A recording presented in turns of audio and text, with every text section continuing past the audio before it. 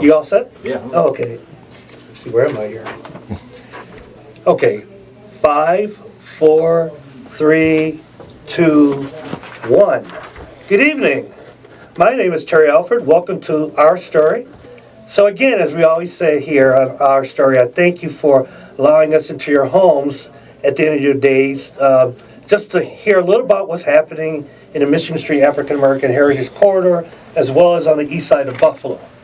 Our Story is just one more forum to keep you all informed. Again, Our Story will always air at this time every Thursday evening, right here on Waffle Radio Power 96.5 FM. Our Story will feature guests, unknown facts, treasure stories, and themes that provide insight into the historic Michigan Street Heritage Corridor, as well as on the east side.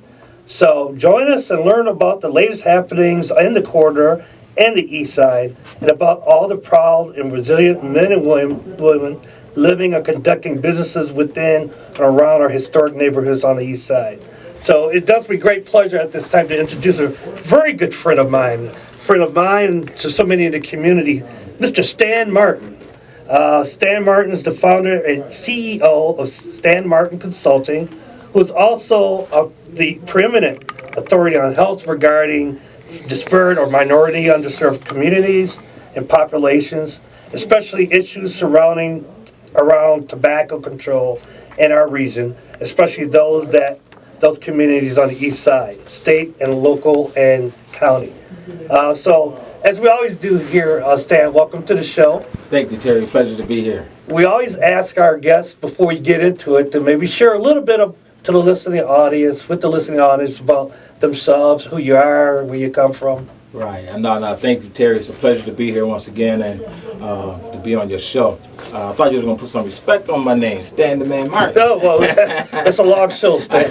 Absolutely. No, but it's a pleasure to be here. And, Terry, I was born and raised here in the city of Buffalo, went to Seneca High School, and I moved back to Buffalo about 5 years now. Mm-hmm. And it's been great to be back home and be close to family and do a lot of the work that's really near and dear to my heart, in the city that I love. So I'm really looking forward to our conversation and, just diving right in. Yes. Well, it's good to have you here, Stan. Pleasure. One of the things I didn't say about Stan the Man Martin is he's one of the most dapperly dressed men in Buffalo. So we're always inspired whenever I see Stan here. So tell us a little bit about your journey in health profession. Why did you decide to pursue a career in these fields? Well, Terry, I actually just kind of fell into it. Like many folks, probably many listeners, graduated from university and, had this big idea, this big dream of what, my professional, what my career would look like. Mm-hmm. And then, God said, hold up, I got a plan. I got something else for you to do. And, I got involved with public health about 2 decades ago. When I look back at it, in terms of substance abuse prevention education, and then, working specifically in tobacco control over the years. And I just really, found my calling, in that regard. Whereas though looking at, what the impact of tobacco, which I'm sure we'll talk about later on, but, looking at the impact of health disparities in the east side of Buffalo, in the community that I grew up, and in other marginalized communities. So, I could see the fruit of my labor, for lack of a better term, at the end of the day, to see that I was making a difference, and yes. That really was important to me. Mm-hmm. Could you maybe share a little bit of the places that you worked with or for? Yeah, absolutely. When I first cut my teeth on, prevention focus as a substance abuse prevention educator, working on team-focused issues, and a friend of mine came to me and said, "Hey, Stan, I think you might want to pursue this position at the health department." Mm-hmm. So I started working in public health with the New York State Department of Health, and I didn't really see the issues with that. And someone said to me who were interviewing, they were like, "Stan, if you join our team, our program in terms of tobacco control program, you'll be a part of something that impacts generations, to come for a lifetime." And that really resonated with me because I was working with youth, right. And that just really opened up the door. And fortunately, long story short, I worked with CAI for a number of years, for almost 12 years now, which was a great learning experience, and also having to go abroad. Took me to abroad to working in Canada, Wow. Toronto, and their smoke-free Ontario strategy. So I decided to come back home and, hey, let me see what I can do in my community specifically surrounding the issues that impacting, folks who look like me. That is really good work. I have to say that's how we first met, through tobacco control when I was at Rosa Park Comprehensive Cancer Institute. I was directing at the time the Erie Niagara Tobacco Free Coalition 100 years ago, and and Stan, who's very humble, was one of the leaders at the state, representing the Western New York contingent of tobacco control programs, serving 8 counties of Western New York with the state health department. And I say that because it's not too many people who look like me or people from our communities that were in these senior managerial positions, even junior managerial positions, at the highest levels. So, I applaud you and your leadership during those years. I learned a lot about tobacco control, not just through my time at Rosa Parks, but through my time working with you and so many others connected with tobacco control. Those are exciting times when you talk Wasn't about it? 2003, Ooh, 2004 yes, with we really dated the clean air laws and the struggles we had to go through. And the Smoke Freedom The Project. Smoke Freedom Project. The very first. Yes, the very first in the one state. that specifically dealt with people of color, primarily. So Absolutely. yeah, we go back some years.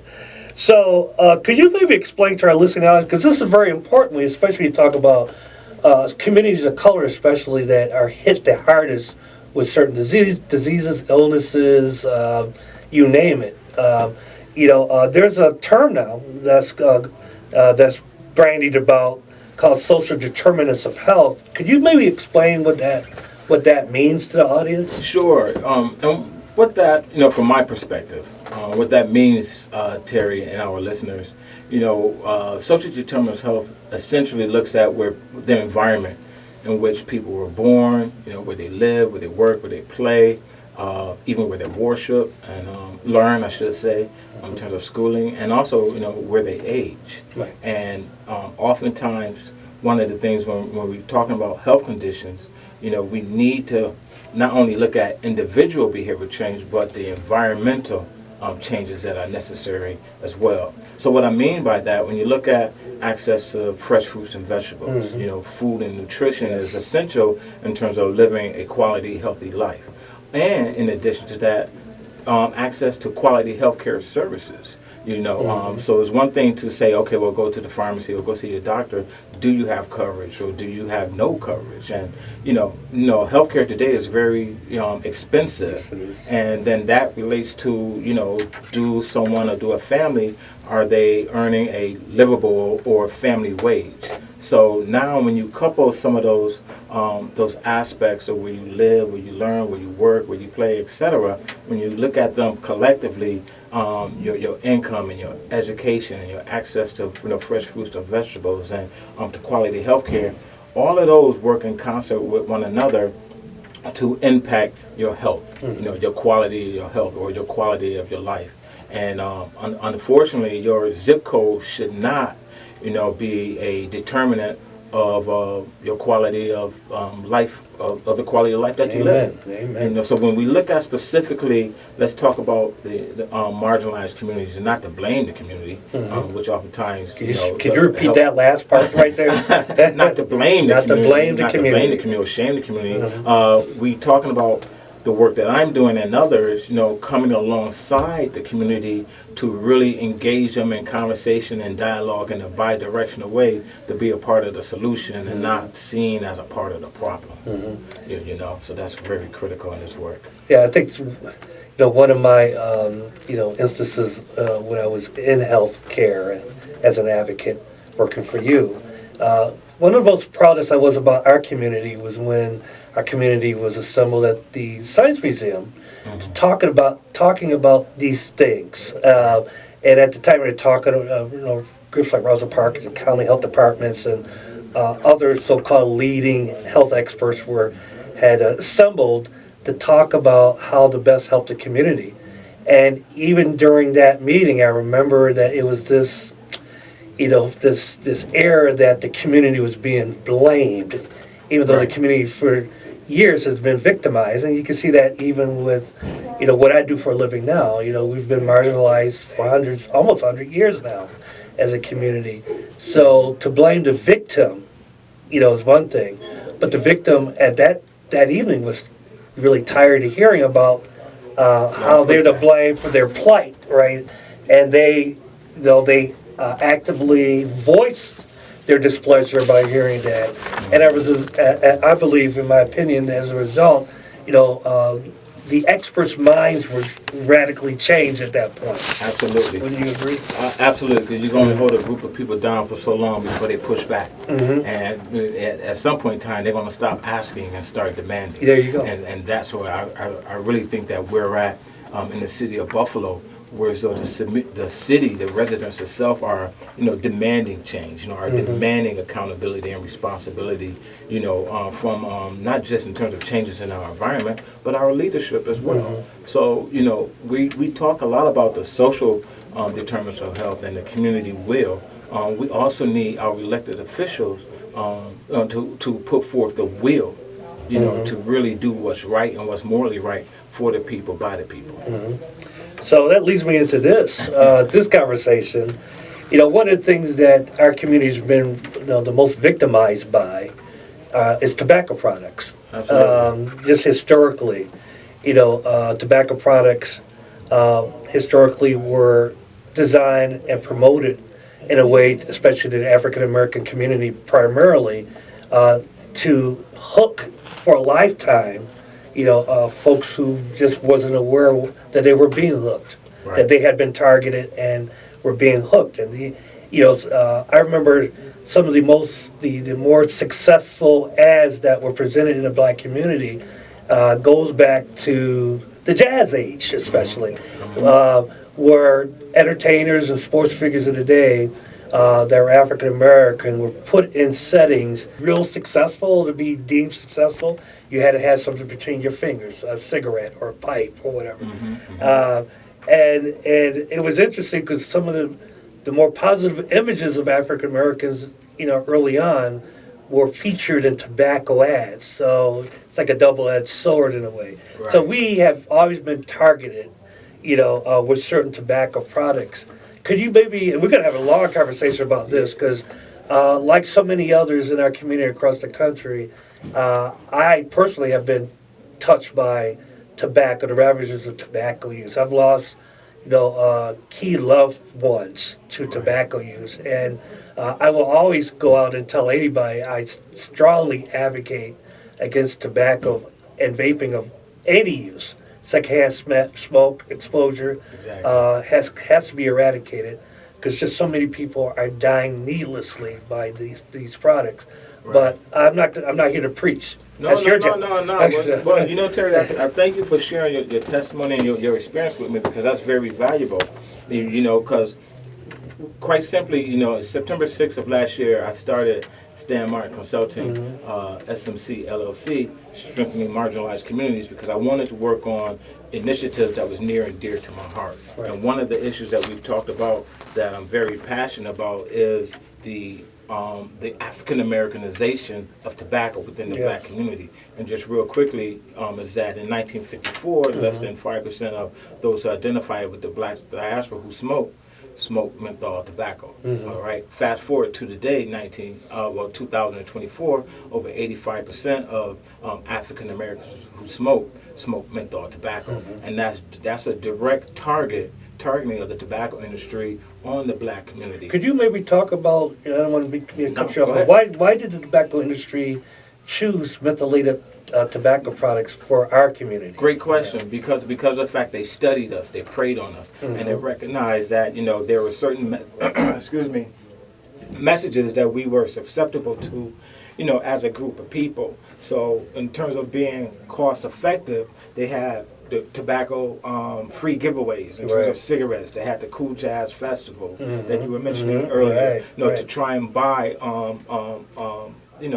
our silence and to make it seem as if they were responsible, our friend, so to speak. They gave money and dollars to black colleges, our civic organizations, so that is a part of a comprehensive strategy to hook and addict the next generation of youth to be replacement smokers, particular menthol, because it masks the harshness, it masks the poison, it helps the poison go down smoother. So therefore, you inhale deeper and you hold it in longer. It's easier to start and harder to quit. And the tobacco industry studied us and studied this particular product and said, hey, the black community or the marginalized communities, the LGBTQIA plus community, Hispanic, Latino community, women, the vast majority of women who smoke menthol tobacco. Right. So and over 80% of youth who start with menthol tobacco. Right. All right, and that includes then they graduate or move on to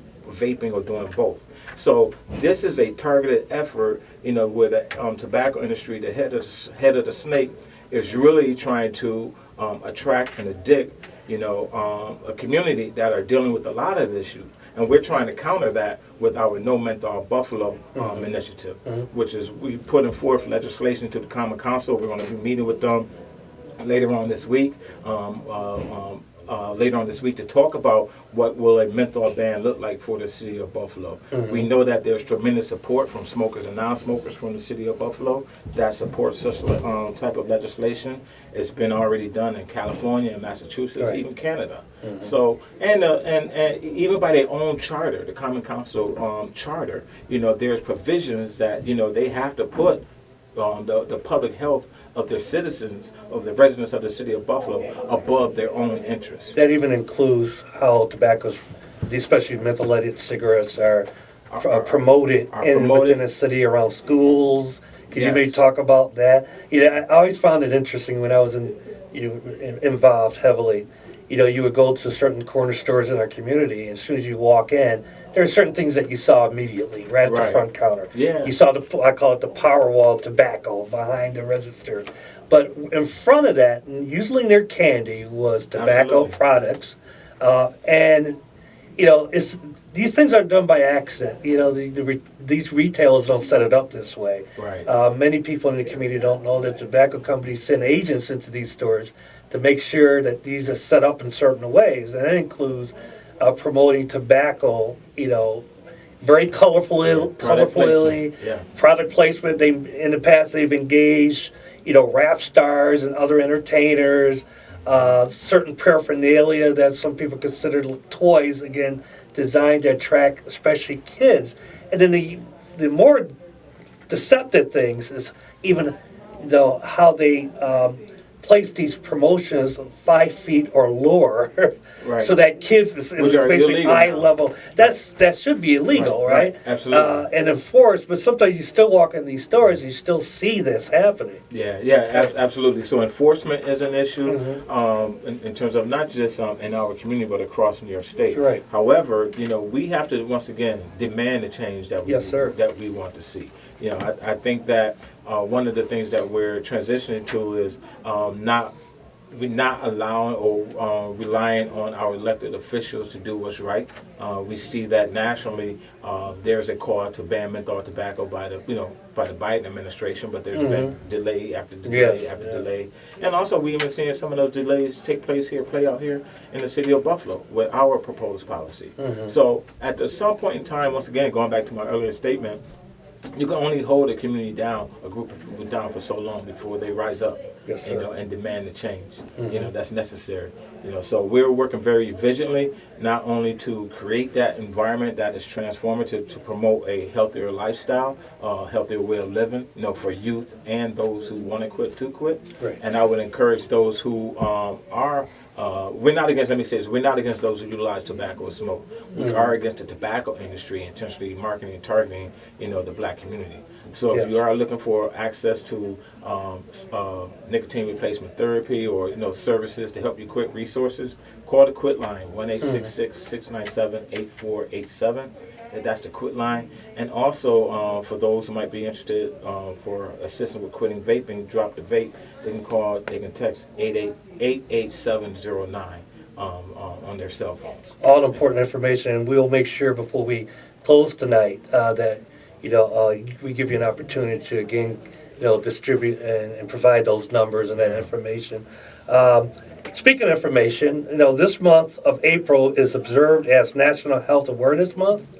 My guests in the coming weeks will offer information and guidance on health issues that primarily negatively impact our community and demographic the hardest. So be sure to tune in every Thursday evening at the same time to learn more. What you learn may actually save your life.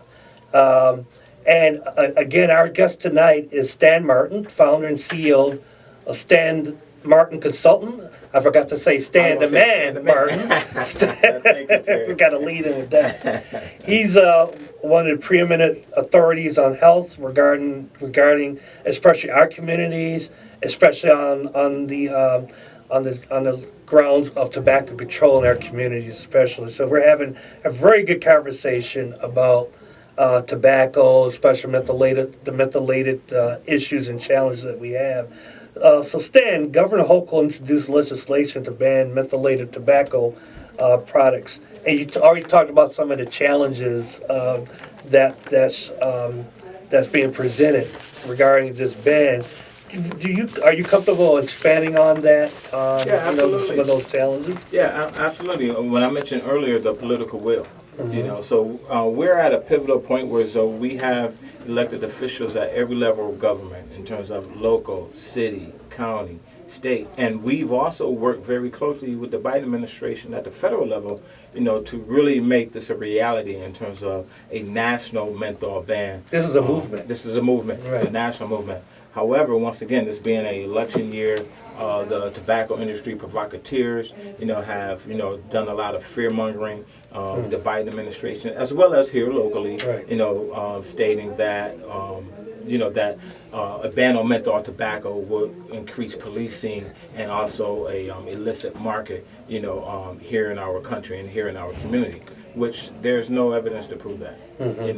What we're proposing here locally and nationally places the onus on the retail sale, on the manufacturer and the sale of menthol tobacco. So no one will be arrested or harassed by, on the police for being in possession, of a menthol cigarette. Hey, are you smoking a menthol cigarette? Nah, that's right. not going to happen. Right. And one of the things that we're really trying to do is to really show our elected officials at every level, from the city all the way up to the state, including the White House, that there is tremendous support, for this type of legislation. We know, based upon the science, that in terms of African Americans in particular, over 250,000 lives will be saved. Yes.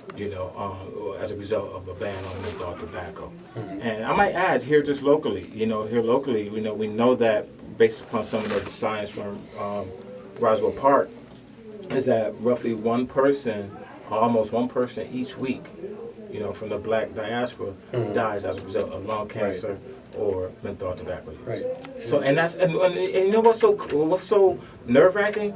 It's totally preventable. Yes. All right. Tobacco use is the #1 preventable cause of death in African American. Still is, right? Still is. #1. However, it kills more people than AIDS, homicides, gun violence, diabetes combined. We smoke less, but we die more. Right. Because of the the related risk factors or diseases in terms of heart disease, stroke, COPD, lung cancer, etc. So that's why I really want to emphasize that this is preventable, and we are in position at every level in terms of community and government, all right, to do something transformative that can be a leader in the state and also in this country. I like the way you ended that, because we don't have to be victims here. Absolutely. Okay, not.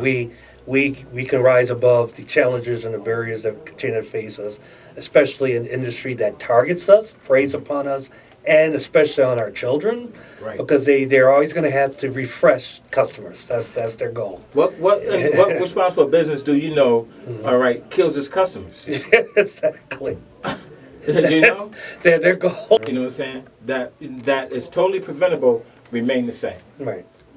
That doesn't make sense. It's a head scratcher. And we know that the wheels of justice turn slower, all right, for people who look like you and I. So we can't wait all right, on the Biden administration. We can't wait on our common council. We can't wait for our state and elected officials. We can't wait on no one else to come in and do what's morally right for us any longer, because it has deadly consequences. Right. So we're about saving lives. We're about saving people, not making money. Right, and you can't wait on that.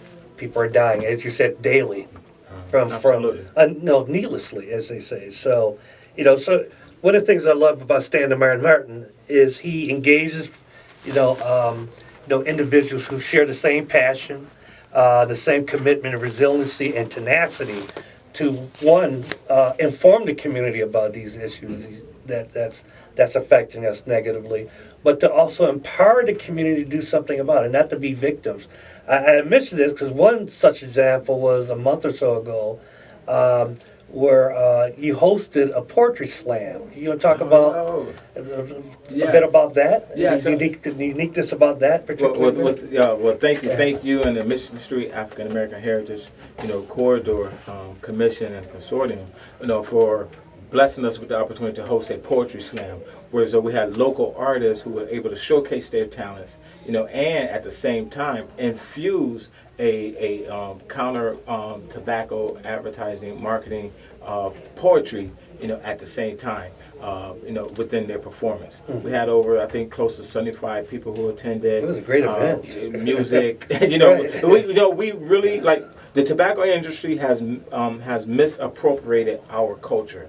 We have utilized our culture in a way that is really a celebration and a liberation, very liberating of what Black culture and Black excellence is all about. And that was an example of where community voices were amplified. They were able to do their own research, as well as come back and then educate those who were in attendance about what they had learned and what they had discovered. Time. Oh, it's time over. Oh, Yeah, okay. I'm sorry. So we just got the signal that our time is up. Yeah. So Thank before you. we close, Stan, do you want to share the phone numbers again and the information for those who are looking to quit Sure. vaping and use of tobacco? Yeah, definitely. If you're looking to acquire some tobacco cessation resources, please call Roswell Park Smokers Quit Line at 1-866-697-8487. Also, you can, if you need assistance with vaping, stopping to drop the vape, you can call 88709. And if you want to find out more information about SMC, Stan Martin Consulting, Stan the Man, you can follow me on IG at 4U, the letter U, the number 4U, SMC. And you can email me at sm@stanmartinconsulting.com. Right. I told you these 30 minutes go quick, Yeah. and this is great information. So again, I'd like to thank Stan the Man Martin for being our guest tonight. Stan, I hope you'll be willing to come back on, because we still got a lot to talk about. Absolutely. Including your second poetry slam there. I'm looking very much forward to working with you and hosting again. So in a very near Thank future. you, and thank you. Right. So that's the end of our show. We'd like to thank Stan Man Martin again for being our guest tonight. If you'd like more information about our Heritage Corridor, please visit us online at michiganstreetbuffalo.org. You can also go to our website to view other shows that you may have missed. So that's the end of our show tonight. Look forward to seeing you next week. Have a great evening. Thanks, Ted.